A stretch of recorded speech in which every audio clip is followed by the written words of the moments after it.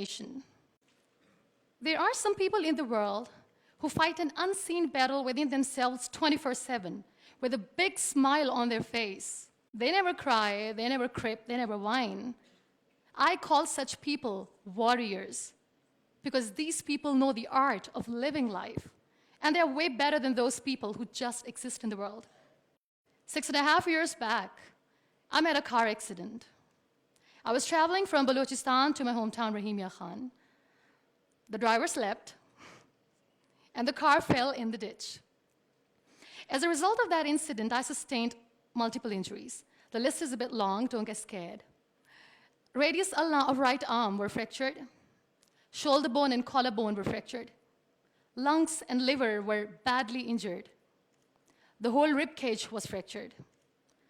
But the injury that changed my life and my personality completely was the spinal cord injury. 3 vertebrae of my backbone were completely crushed. It took us an hour or so to find an ambulance in Balochistan. All the effort went in vain because we couldn't find an ambulance. So I was thrown in the back of a Potohar Jeep, and I was rushed to the nearby hospital. In that Jeep, I realized that half of the body was fractured and half was paralyzed. We were rushed to the nearby hospital. There we came to know there was no first aid. I was kicked out. Then I went to another hospital in my hometown where a doctor said, "Take her away, we cannot operate her." And I was like, "Why?" And they were like, "We don't have equipment, you will die someday, you go." I was kicked out again. But I finally ended up in a comparatively better hospital in Karachi. Luckily, I wasn't kicked out. Probably that's why I'm alive. So I stayed in that hospital for 2.5 months. I underwent 3 major, 2 minor surgeries. The doctors have put a lot of metal in my arm, a lot of metal in my backbone. So I feel more like an iron lady now.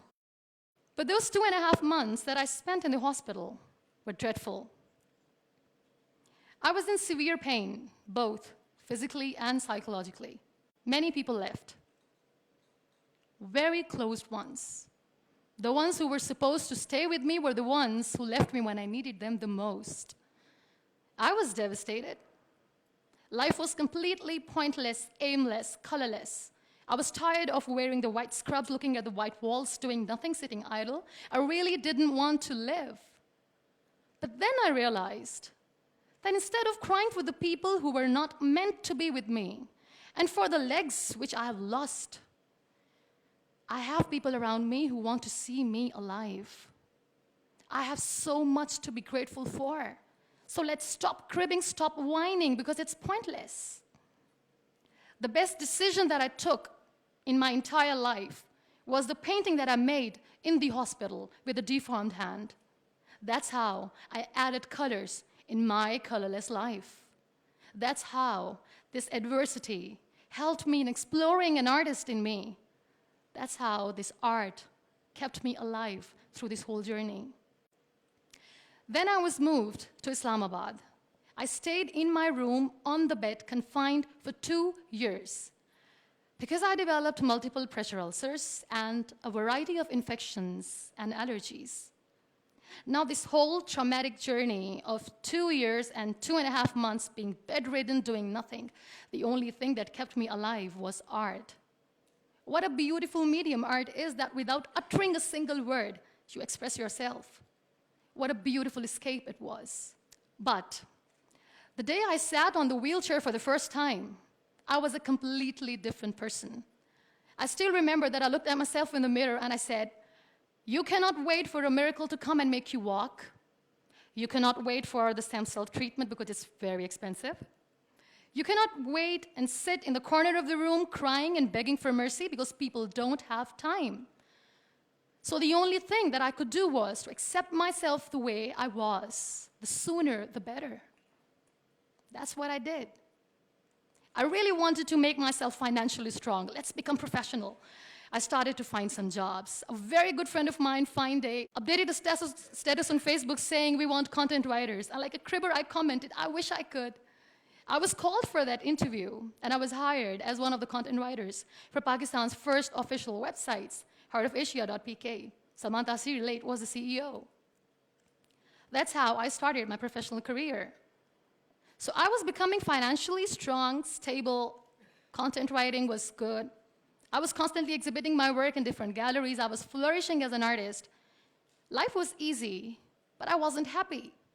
I was not contented because I was constantly aiming high. I was thinking big. I didn't know how I'm going to do, but I knew that I wanted to do something big for people, for the country. One day, I came across this polio campaign advertisement in which this little boy from a very underprivileged family is sitting on a wheelchair, and with his father sitting with him, crying and saying to the world in that campaign that give polio drops to your kids, otherwise they'll become like him. That advertisement shook me from inside. I feel devastated. The way that boy was objectified as an emblem of grief, misery, mercy, lifelessness, nothingness. Such a wrong picture which was being portrayed in media about the persons with disabilities. That's what we are called. That was the day when I decided that I have to change the perception of the people about being on wheelchair. Because being on wheelchair, you can still face the world with a big smile on your face and you can tell the world that you're happy the way you are. No one has right to objectify us as an emblem of misery or mercy. We are human beings, we breathe, we have souls, we are alive, we feel. We don't need your sympathies, we don't need your empathies. Let us live. No one has right to diss our abilities. We are capable enough to breathe and to live each and every moment of our lives. I recently did a modeling campaign for Toni & Guy, and that makes me Pakistan's first wheelchair-bound model. I'm brand ambassador of the Body Shop Pakistan, and I'm one of the very lucky Pond's Miracle women. It's always good to know that there are very few wheelchair-bound artists in the world, and I'm proud to be one, being a Pakistani, trying to preserve the ethnic jewels of the country in the paintings adorned by very graceful, strong, and powerful Pakistani women, which I paint. Very soon, I'm going to be Pakistan's first wheelchair-bound TV host. And I'm blessed to have a beautiful 3-year-old son, which, he was here, but he was so cranky. Now, you all must be thinking that why I'm using the word wheelchair over and over again in my talk. This is the very perspective I'm talking about. This wheelchair is not my weakness. This wheelchair is not an adversity.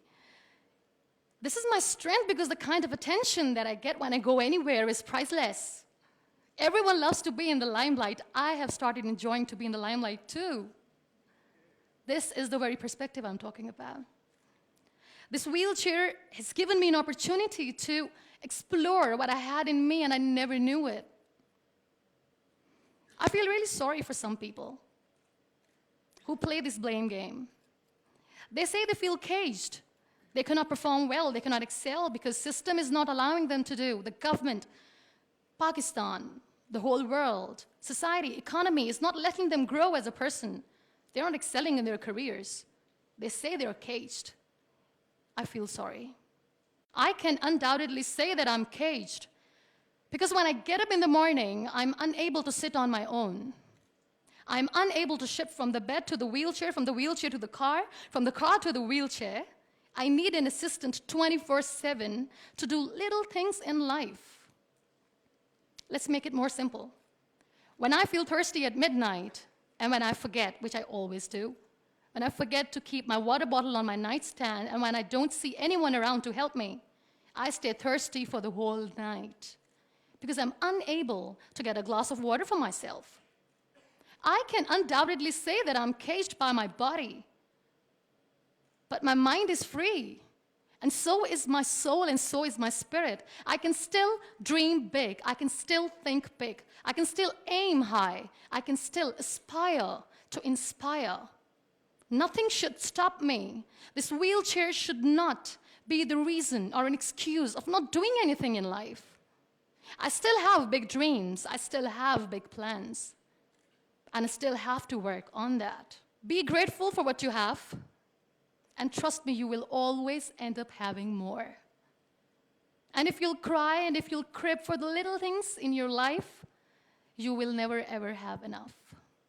You want to excel? You want to grow? You want to be powerful and passionate and great professionals? Learn the art of converting your adversities into opportunities. The moment you're going to learn it, sky's the limit. So be grateful, be happy, be alive, and don't let anyone diss your abilities. Thank you.